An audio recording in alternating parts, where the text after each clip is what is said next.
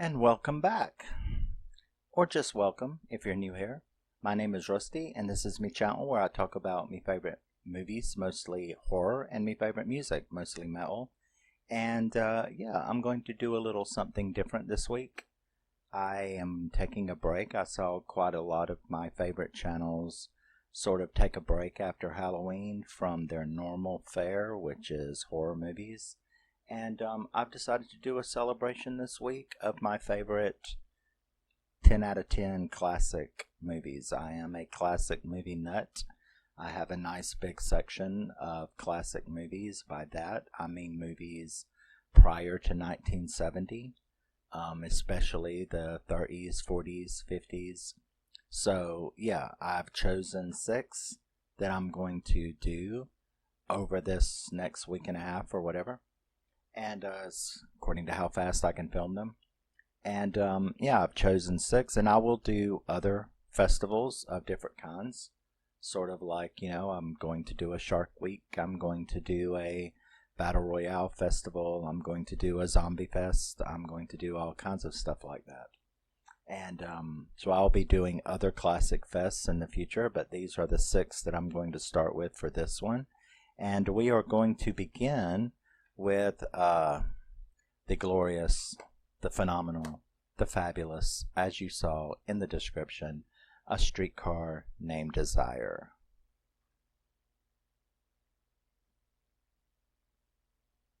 These white covers, and it's now turned my shading completely red. That's how you fix that. But, yeah, A Streetcar Named Desire. Now, A Streetcar Named Desire was released in 1951, and it stars Vivien Leigh, Marlon Brando, and Kim Hunter. And, yeah, who hasn't heard about that? You may have heard about it, but have you heard about it? So,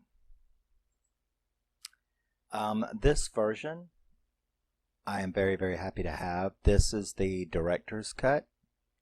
This is the, they restored the footage that they made Elia Kazan, who was the director of this movie.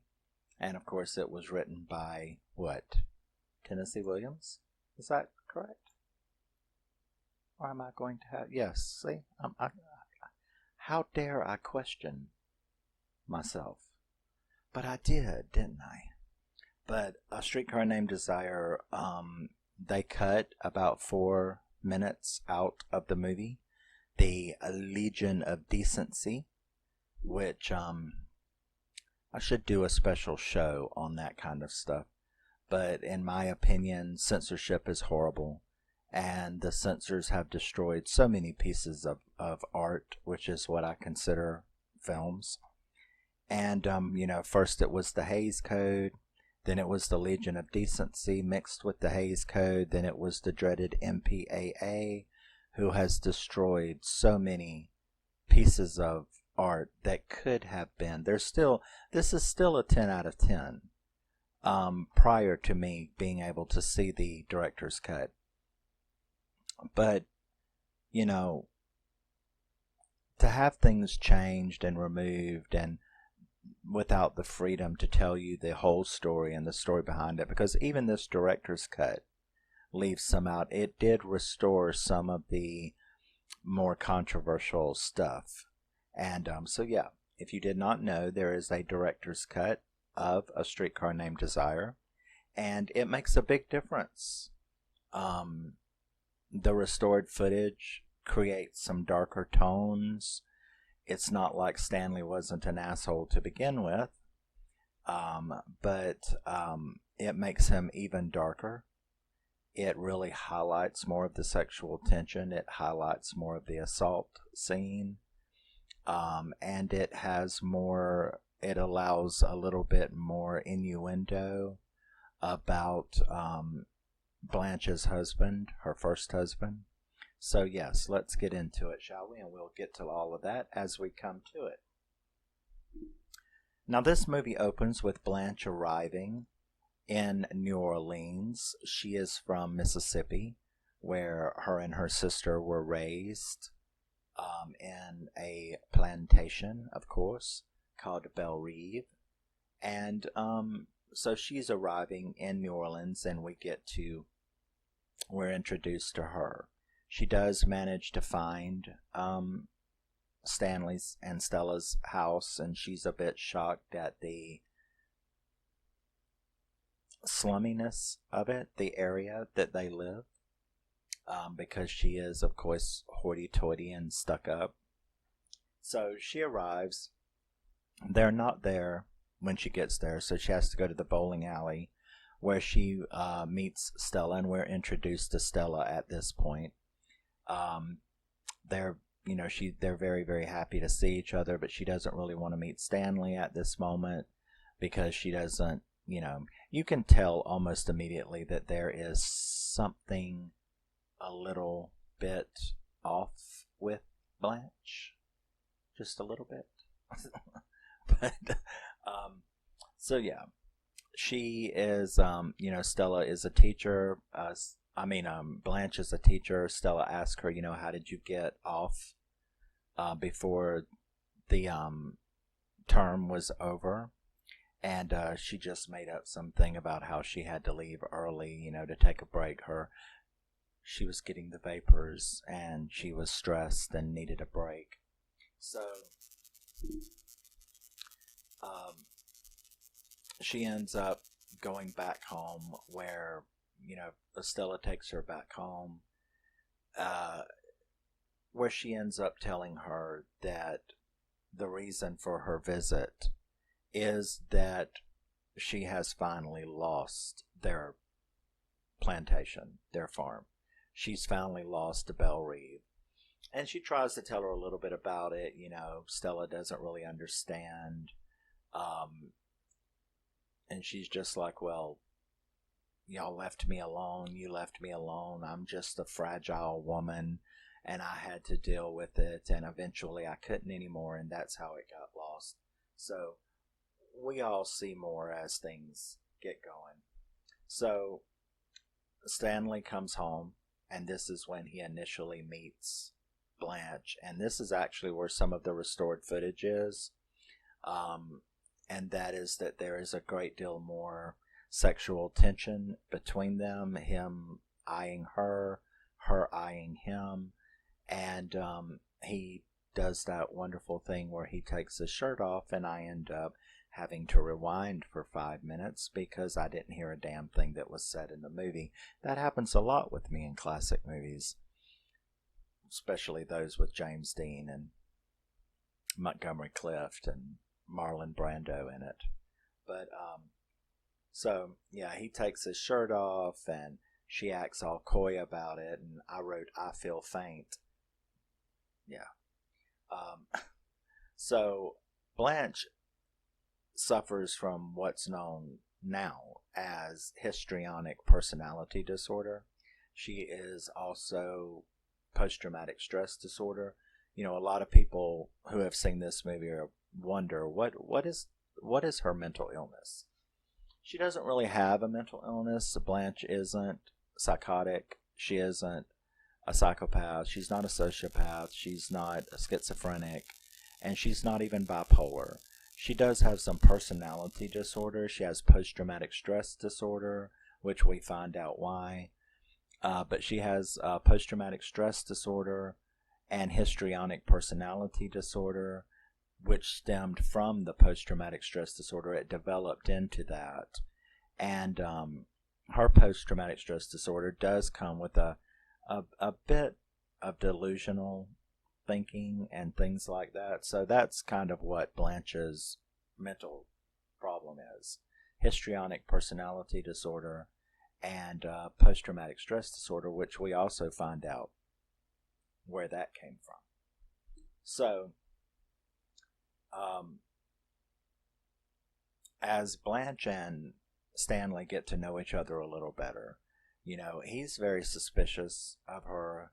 He wants to know what she's doing there, stuff like that. And she makes references to her young husband that who had died in the past.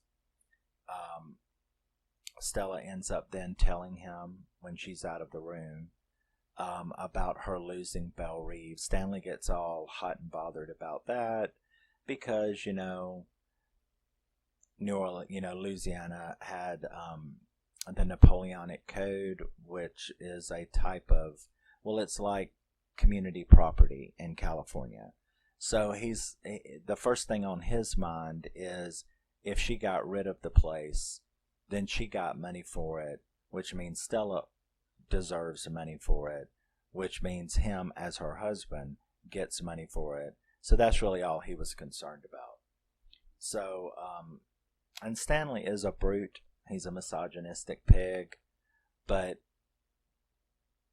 I completely understand Stella without even a second thought. So he's all bitching about that. He's always got a friend. That's one of the funny things about Stanley. He's got a friend that can estimate the value of her clothes. He's got a friend that can come in and estimate the value of her jewelry. He's got a friend that can come in and look over the paperwork. He wants to know, where's my money? Or where's Stella's money, which is my money.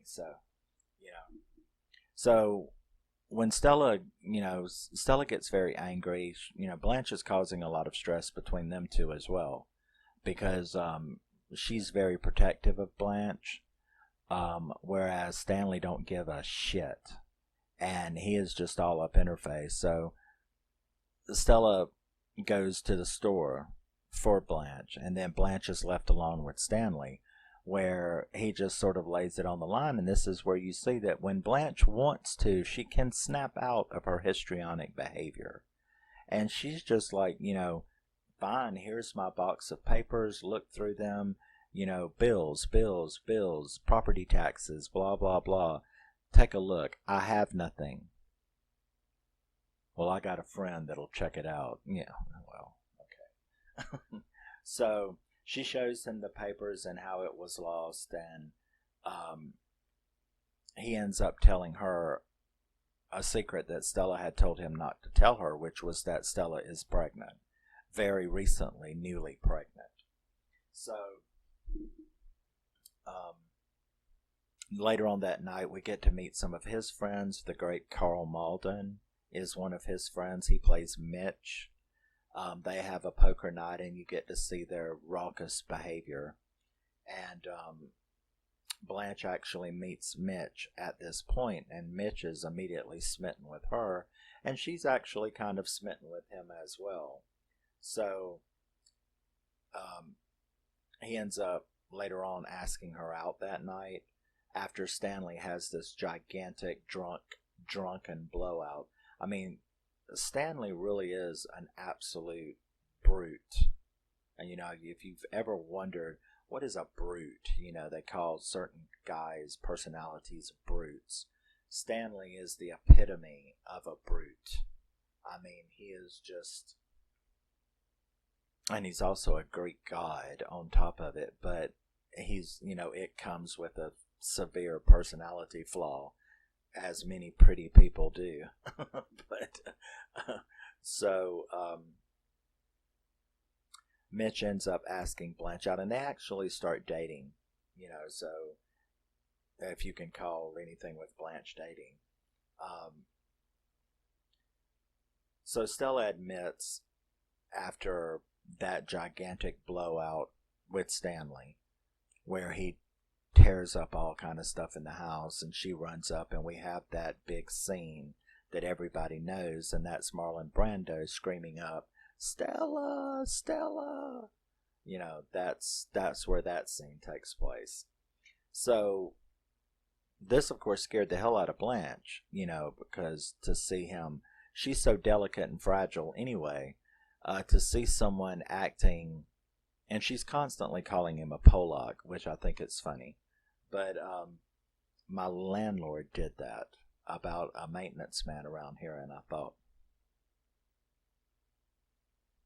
okay, she's from a different era, but no political correctness there, you know what I mean? So, Stella, during that Stella scene where he's screaming that, she ends up going down to him, and the way that is filmed is absolutely phenomenal, because it's almost like she's hypnotized as she walks down there, and Blanche totally doesn't get it. The next day, when she's talking to Stella, Stella actually admits it. I mean, Stella is the only sane person in this movie. Is Stella. But even she's got her problem.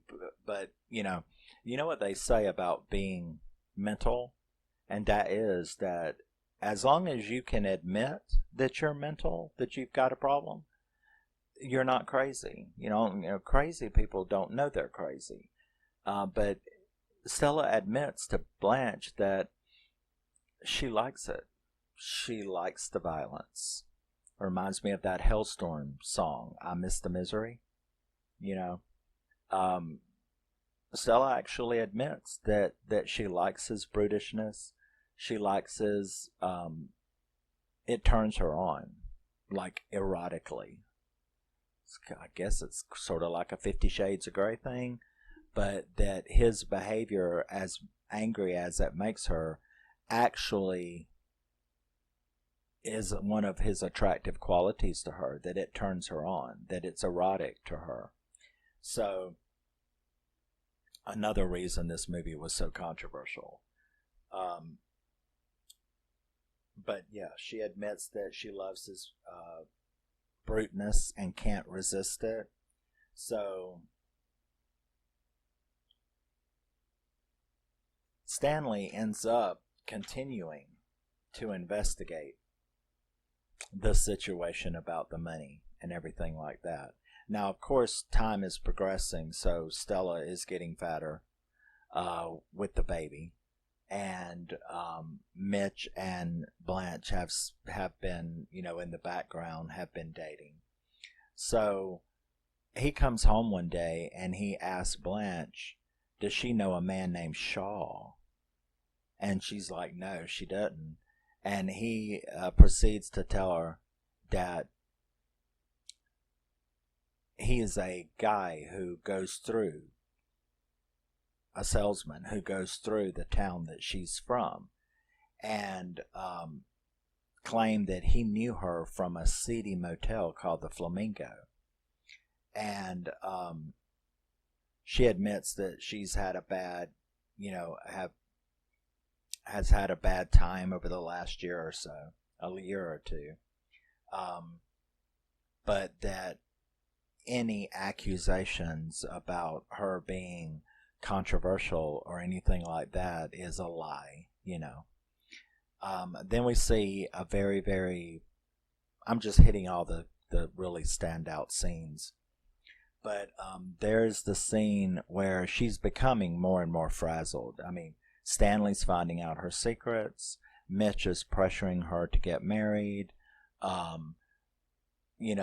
And why she won't, put out, basically. You've got Stella trying to deal with all of this. So the stress level is pretty high.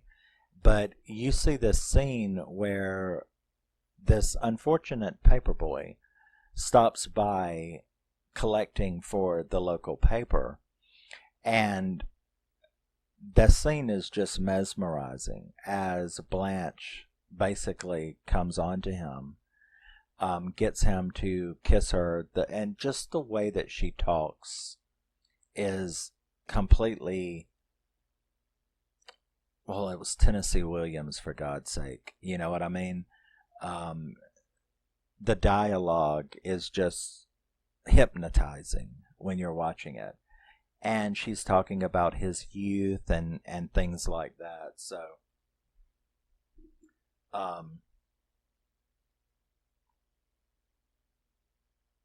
Mitch takes her out, and she's out on a date with him after that paperboy scene. So Mitch and her go out on a date, and we actually get to see them on one of their dates. And it's during this date that we get a little more background, and she begins to tell him about her first husband. Now, she says that he committed suicide, and she's crying and having an emotional breakdown while she's telling him this, and she kind of scares him for a minute by saying that she murdered him, and you're like, what? And but then you realize that she doesn't mean that literally. It turns out that she was put off by his weakness, his sensitivity. He was a poet, but he couldn't really do nothing else, like have a decent job. So he wasn't able. Now, she met him when she was 16. So he was 16. She was 16. And she had been in love with him. They ended up getting married. And that she's always referring to his sensitivity, wink wink, and his being a poet. And that one night at the dance at the casino, she called him weak, and that she was disgusted by his weakness, and that he ran out and ran down by the lake and put a gun in his mouth and blew his brains out. He topped himself. Now, if you know the book, and this is where I'm going to take a side road into the Legion of Decency, it was just like Cat on a Hot Tin Roof and Suddenly Last Summer and so many of these classic masterpieces that are kept in the dark. Because if you don't know the whole story, because see, this is the real story. Blanche met him when she was 16. Blanche fell in love with a little gay boy. Okay? He was, and because the Legion of Decency wouldn't allow them to say what Tennessee Williams wrote, they did it in euphemisms. He was a poet. He was poetry, and he was sensitive. But at the same time, Tennessee Williams would not let them get away with making it like stereotypical, like they wanted to.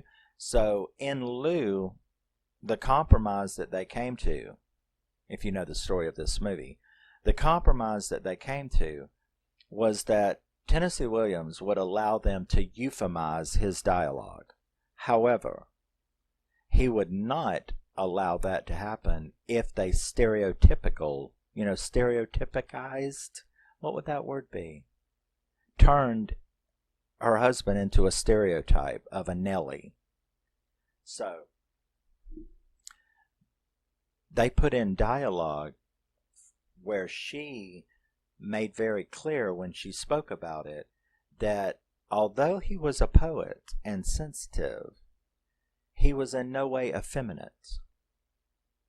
And that was the compromise that they came to.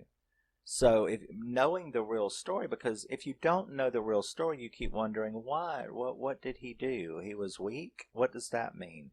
He would kill. Why would she attack him? And, so it always is. Same thing with Suddenly Last Summer. Same thing with Cat on a Hot Tin Roof. That is the problem with the Hays Code. It's the problem with the Legion of Decency. It's the problem with the MPAA. They cut things out, and then it leaves you without the meat, and you're left to guess, because you don't really understand what was the big deal that would cause this tragedy that she was talking about, because you're not getting the full picture. So she had actually married a gay boy. Within a couple of years, she ends up catching him in bed with another man. They then, the next night, they went to that dance. That's the book. That's the story from Tennessee Williams. That's when on the floor on the dance floor, she told him that she was disgusted with his behavior because, you're married to me, but I caught you in bed with another guy. You're one of those. And that's then what made her call and say that she was disgusted and he went and shot himself. That makes a lot more sense to people watching a movie like this when they're wondering, well, what was, what? It doesn't sound completely kosher. Well, that's right, because it wasn't, because the Legion of Decency made them take it out. Again, same thing that went on with Elizabeth Taylor's version of Cat on a Hot Tin Roof. And, Brick was not an alcoholic because his football career ended. There was a lot more to it. So, so she tells him that she had, lost her young husband. And that's where her post-traumatic stress disorder came from. Because the guilt, which goes through so many Tennessee Williams plays, because just like that was what was wrong with Brick, was guilt over thinking he caused, well, he kind of did, but thinking that he caused the death of his best friend. That's what drove him to be an alcoholic, but they left all that shit out. Because the censors wouldn't allow it. Well, and this one is the same way. She felt all of this guilt that destroyed her because she felt that she killed her husband, that she caused him by not understanding, by having a momentary lapse of judgment where she called him weak and disgusting. Because, I would do that no matter who I walked in on my husband with. But he goes running out and shoots himself. So that's where her post-traumatic stress disorder came from, which then led to her problems that we have now. It's just ate her away. So she explains all of this to Mitch, the censored part, not the rest of the story that I just told you. But she tells him about her husband, that she blamed herself and was guilty, and that's why she has problems falling in love and doesn't trust anything. So while this is going on, Stella and Stan are at it again at their apartment, and Stan is now sort of blowing his wad with the knowledge that he's found out about Blanche. And that was, he starts telling her about all that he has learned.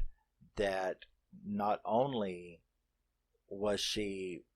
had she left Belle Reve a lot sooner, she had lost and left Belle Reve a lot sooner than what she's making out.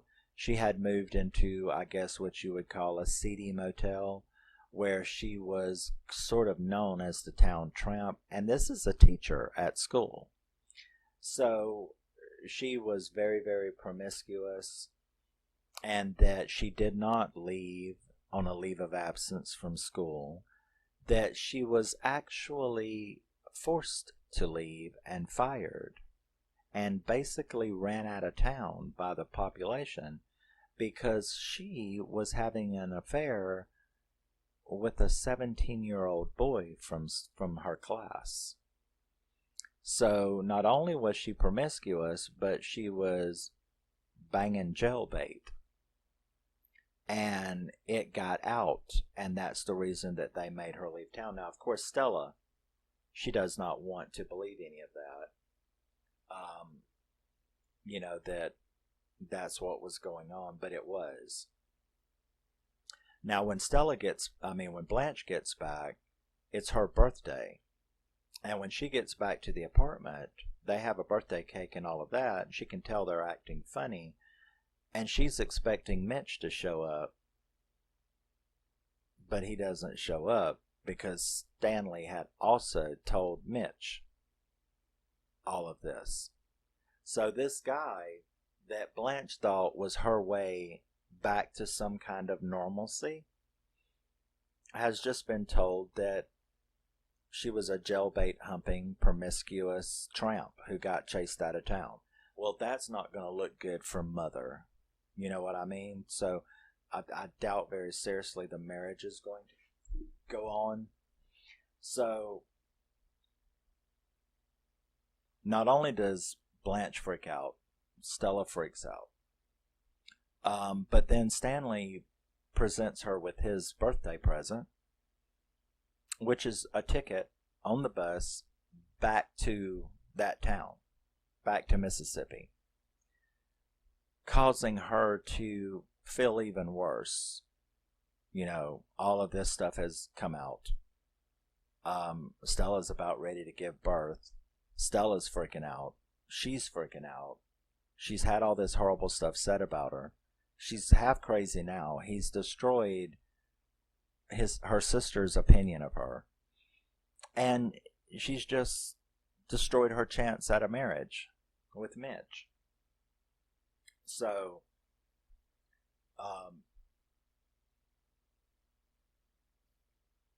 what was it?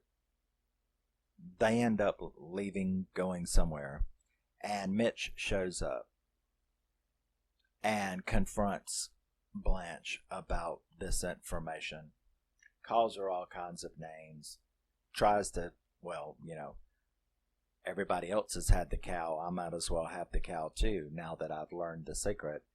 She freaks out, of course, throws him out, and then Stanley comes home, and it turns out that where they had went was to the hospital because Stella is in labor. So now we have Blanche and Stanley alone while Stella's giving birth. Once more, there's a bunch of very dark arguing between them, fighting, stuff like that. And he ends up raping her. So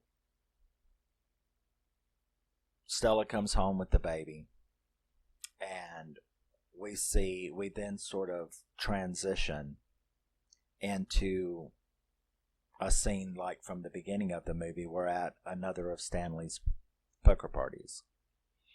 However, we see that Stella and her friend from upstairs, is getting Blanche dressed, you know, and Blanche is going away on a trip, or at least that's what they're telling her, that someone's coming to pick her up. Now, during the dialogue, especially between Stella and her friend from upstairs, you learn that they're actually waiting on the paddy wagon from the mental institution.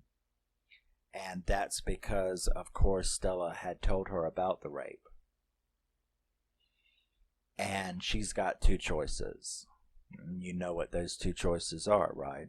You can believe that your husband, whom you're sitting here with a 3-day-old baby from, that your husband has just brutally raped your sister, your mentally disturbed sister. Or you can believe that your mentally disturbed sister is just a mentally disturbed sister who needs to be put away. Those are basically Stella's two choices. And she's chosen denial at this time. So there's this long, flawless scene where the paddy wagon shows up. The man comes in. It isn't who Blanche is expecting. She's expecting some old boyfriend. She's totally delusional now. So they come in, and the way that she is treated by Stanley while this is going on, because Stella is just destroyed at her sister being taken away like this. His behavior during this makes Mitch even stand up and hit him. And because he wants her gone. They do manage to end up, the doctor can see what's going on, I think. The nurse was a little bitch, but the doctor could see what was going on. And he was like, I know how to handle this. So he then acts like a gentleman, take my arm, we're going on, let's go out for a walk. And this is where we get the big line. You know, you have the Stella scene of Marlon Brando hollering that, and then you have the Blanche scene at the end where she is, you know, I've always depended on the kindness of strangers, you know. And that's where that line comes from. So they manage to get her into the car, and she goes away quietly now. And that's when Stella kind of knows the truth. This scene and the way it played out has caused her to know that Blanche was probably telling the truth. So when Stanley came up to her, you know, she was like, no, no, no, no, no, no, no, no. Mm-mm. You know, she told him to get his damn hands off of her. And she took the baby and was going upstairs and was like, you know, you could hear him in there yelling like he did at the beginning of the movie, Stella, Stella. And she's like, no, not this time. Not anymore. This is done. And she goes upstairs, and the movie ends. Now, you don't know what happened afterwards, but made it pretty clear that she was not going, that he had definitely finished their relationship.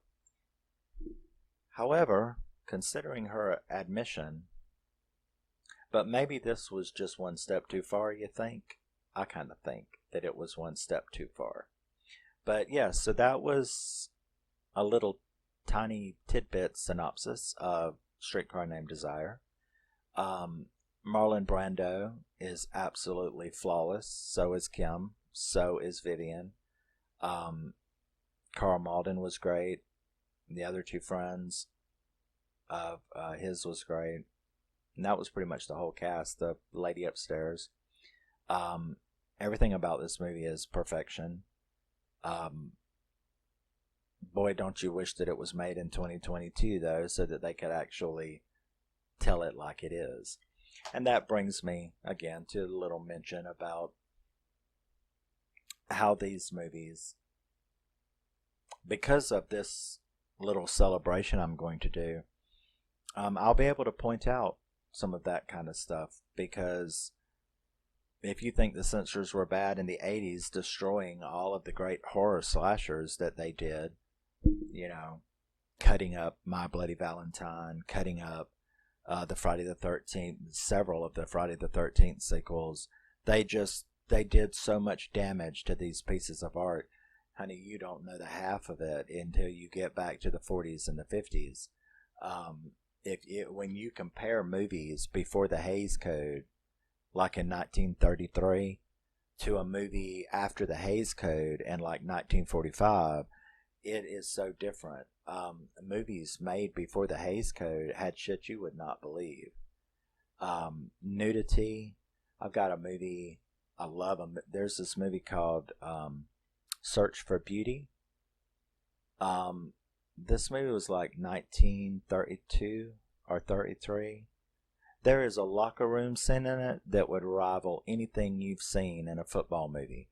I mean, there is dudes' asses everywhere. Have you ever seen Theda Bara and Cleopatra? Claudette Colbert and Cleopatra? There is nudity, gays, lesbians, cheating, all kinds of stuff in movies before the Hays Code. So it was all there, and it's all in there. It's all in here too. You know, it's just that they made them cut it out, euphemize it to where only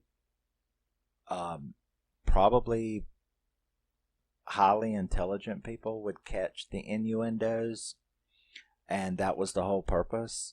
As a matter of fact, directors like, you know, Elia Kazan, and stuff like that, they had tricks. They would gauge the intelligence level of the people on the Hays, you know, the Hays Board and the Legion of Decency and stuff like that, and then they would go and figure out ways to slip stuff by them that intelligent people in the audience would get, but the idiots on the board didn't even get, that the innuendos that they were making. So, yeah, that was 1951's A Streetcar Named Desire. Definitely 10 out of 10. All of these will be 10 out of 10s. And yeah, I absolutely adore this movie. It is one of my favorite classic movies of all time, along with, Reflections in a Golden Eye and all three James Dean movies. And just, I love classic movies. So that's what we're going to talk about this week, is my love of those movies and the ones I've picked out. And thank you for stopping by. I'm trying, these are hard to keep short, but love you, miss you, bye. Always remember, never forget, you're a very, very, very, very, very special individual, even if you don't have histrionic personality disorder. So I will see you in the next one, hopefully. Bye-bye.